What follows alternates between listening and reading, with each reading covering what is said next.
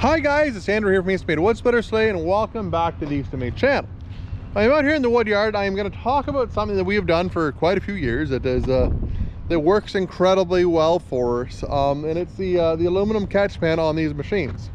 There's a handful of reasons why we use aluminum for a catch pan on these machines, and a lot of it's all the same reason, honestly. The biggest thing with it is if you make it out of aluminum, you have it slip in like they do. So you can see there's a couple of hangers there that it slips into, and then there's a pin that holds it in. So when you do that, it is removable. So you can remove this and it saves shipping, it saves on a footprint if you need to put it into a garage. It makes the machine significantly smaller when you want to store it, put it away, or like I said, if it's going to go on a truck. So that is one reason why we do it. The other reason we do it is that it's removable. Back in the day, a lot of the table grates and such were removable on the machines for that same reason. And when we make it out of aluminum, it's really light. It's very easy to install. It's very easy to remove. You can, you don't need to be Hercules to move, where a lot of the old table grates and stuff were really awkward to install, and they were really heavy to move around. So that's why we made them out of aluminum. The other reason is so you can remove it. I know it sounds like I'm repeating myself here, but if you mess up that aluminum pan, you can put a new one on it. Because this is the business end of the splitter. If something is going to bend, break, bust, explode, it's going to be down in this area. So if you do that, you can remove it, and one, you can either straighten it, or two, get a new one. So then your machine still looks like a new machine. That is the part of the machine that's going to get beat up. And on that note, the nice thing about it being made out of aluminum is that it's flexible, it's malleable.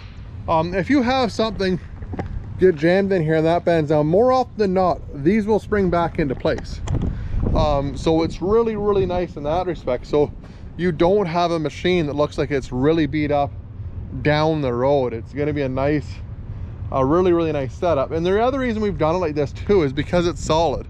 A lot of the splitters that you can see here that are out there will have different slots, grading, something along those lines in here. What happens is when you have a slot in here, it actually will the wood will catch in it, and that's typically what bends them. So when it's solid like that, you don't run into it bending. And there is pros to it having slots, and like you are going to lose a little bit of debris down underneath it. But in my experience with running these splitters and being around them is that you don't want the debris underneath the machine. That's where you're working, that's where your feet are. You don't want to have all of that debris around the machine. You're going to have enough of it as it is without having holes in that.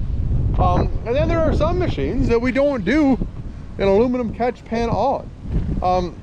Like this one, for example, is steel. However, as you can see, this one has the attached conveyor on it, and it needs to have somewhere for the conveyor to actually mount to. So that is why on this one here it doesn't have an aluminum catch pan on, just because it has the conveyor on. So there's not really any other way we can do that. The other example of this is with an Ultra. So we have an Ultra down here, and as you can see, it is made out of steel. The biggest difference with this is that this already has a fairly small footprint, so it doesn't take up a lot of room, and it saves a lot of cost. It costs us significantly less to do this, and you can see we get the strength out of this by doing formings around at the outside of this thing. So that's where that gets its strength from, and there's not really a whole lot to go wrong. Like sometimes you'll see these lips bend on them a wee bit, but again, for that small piece of steel, if you need to change it, there's 4 bolts on it, or there are 8 bolts on it, and it's not a hard thing to change. So that is why we use aluminum for our catch pans, and always have, and likely always will on them. Like it's one of those things that that's worked really well for us in the past. We've had really good luck with them. We've had really good response from customers from it, so that's why we do that. Anyways guys, if you like the video, give her a thumbs up, hit the subscribe button on the bottom.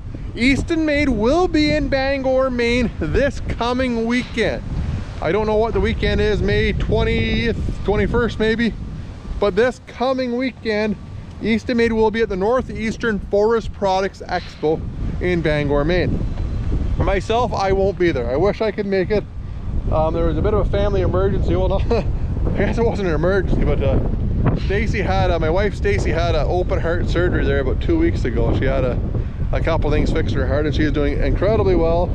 Very strong woman. She's doing great. So all that went really well, but that's the reason we can't really go that soon after her having that extensive of a job done on her. So that's why we can't make the show in Bangor, and that's why we missed the one down in we missed the Hoosier Firewood Hysteria, and we missed Joe's open house too at Ohio Woodburner. We would have loved to make it to those two things. That would have been great, but however, life had different plans for us. We will be in Boonville though, coming up. That is in August. We will be in Boonville, New York for the Woodsman Fields Days. But if you were looking for something to do and you're in the New England area and you want to check out some awesome firewood equipment, some awesome logging equipment, the Northeastern Forest Products Expo is in Bangor, Maine. Like I said, it is worth your trip up there. If you're looking at this type of equipment, if you're looking at logging equipment, if you're into chainsaws, forestry, tree service stuff, it's worth your time to go to one of these shows and check stuff out, because there is something for everybody there. And there's always a really good crowd of people, even for the sake of networking with people to see how other people are doing things. And like I said, almost everybody that builds firewood equipment or logging equipment will be there with equipment on display that you can touch, feel, see. Jeremy and Jerry will be there. My father Brent will be there.